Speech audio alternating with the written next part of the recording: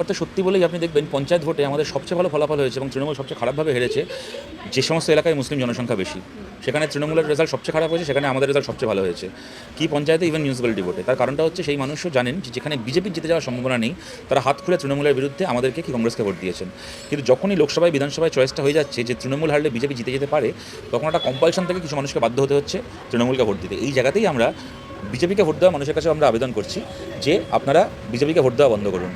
যদি তৃণমূল গেলে বাম কংগ্রেস জিতবে, আইএসএফ জিতবে, এই পরিবেশ যদি বাংলায় তৈরি করা যায়, তৃণমূলের বিকল্প লাল ঝান্ডা যদি এই অ্যাসিওরেন্স বাংলার মাটিতে দাঁড়িয়ে দেওয়া যায়, তাহলে বহু মানুষ যারা শুধুমাত্র বিজেপিকে আটকানোর জন্য বাধ্য হচ্ছেন তৃণমূলকে ভোট দিতে, তাদের সেই দায়া থাকবে না এবং তৃণমূল কংগ্রেস আর জিততে পারবে না বাংলায়। নাহলে যেটা হচ্ছে, বিজেপি থাকার ফলে বিজেপি তো মানে পরীক্ষায় বসছেই 70 নম্বরে, তৃণমূল যেখানে 100 নম্বরে পরীক্ষায় বসছে, বিজেপি তো প্রথমেই 30% ভোট বাদ দিয়ে, এবং খালি 30% বলবো কেন, 30% ধর্মে মুসলমান হতে পারেন, কিন্তু বাংলায় হিন্দু মানুষের একটা বড় অংশ, তারা প্রগতিশীল, তারা প্রোগ্রেসিভ। এখানে স্বামী বিবেকানন্দ থেকে শুরু করে রবীন্দ্রনাথ, কাজী নজরুল ইসলাম থেকে শুরু করে রাজা রামমোহন রায়, বিদ্যাসাগরের যে আমাদের যে সাংস্কৃতিক ঐতিহ্য, বাংলার রেনেসার ঐতিহ্য, সেই অনুযায়ী বাংলার হিন্দুদের একটা বড় অংশ তারা হচ্ছে মানে পৃথিবী উল্টে যাক, মরে যাবো তাও ভালো, কিন্তু কখনো বিজেপিকে আসতে দেবো না, এটা মনে করেন। সুতরাং বিজেপি তো কার্যত পরীক্ষায় বসছেই অর্ধেক নম্বরে পরীক্ষায় বসছে। সুতরাং ওইভাবে কখনো যে 100-100 পরীক্ষা দিচ্ছে তাকে হারানো যায় কখনো?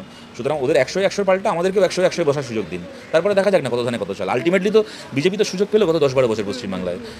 এই 10-12 বছর কেন্দ্রের সরকারের থেকে পশ্চিমবাংলার প্রধান বিরোধী শক্তি হয়ে ওরা তৃণমূলকে কোন অসুবিধায় ফেলতে পারলো? একদিনে পারলো না তো অসুবিধায় ফেলতে, আর কী হবে ওদেরকে ভোট দিয়ে?